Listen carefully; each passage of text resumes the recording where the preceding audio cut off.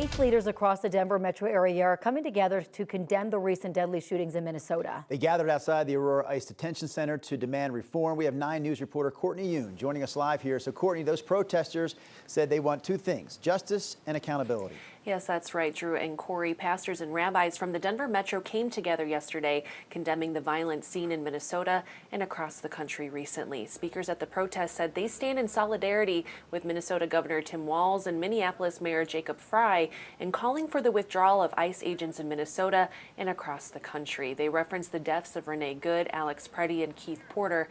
Pastor Patrick Demmer said it's insulting that federal officials dismiss and deny the visual evidence surrounding these shootings.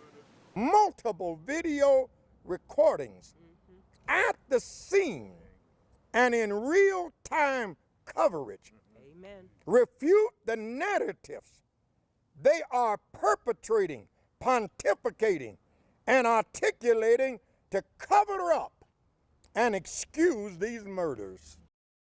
Meanwhile, President Trump has backed a full investigation into Preddy's fatal shooting. A Department of Homeland Security review of the shooting that killed Preddy does not suggest he was brandishing a gun. Homeland Security Secretary Kristi Noem claimed that he did just hours after the shooting. Video showed no such thing. And tensions remain high in Minnesota. Last night, Minnesota Congresswoman Ilhan Omar was confronted at a town hall as she called for the resignation of Secretary Noem. A man tried to spray her with something before being dragged out and arrested. Congresswoman Omar kept speaking at the podium. And Corey, Drew, later this week, the head of ICE is supposed to appear in a Minnesota courtroom to answer for the way some immigration operations have been handled.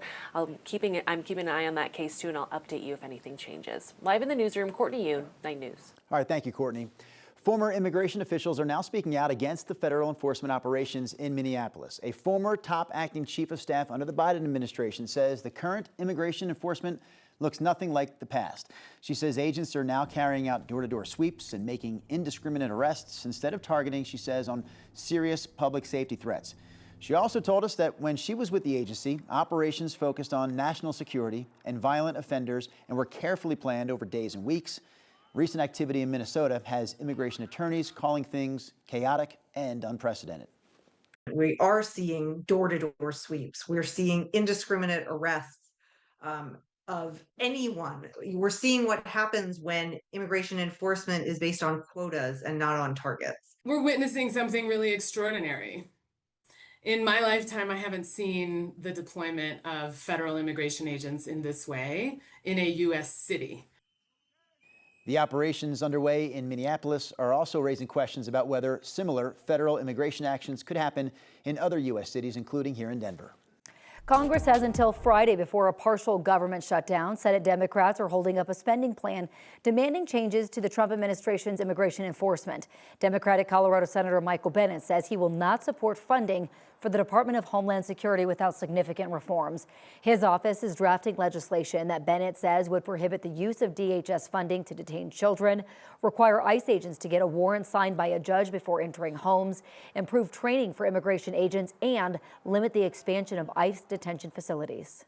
The fact that he has basically turned his own his own army against the citizens of the United States of America, I think is something that is critical for us to prevent and to stand up to.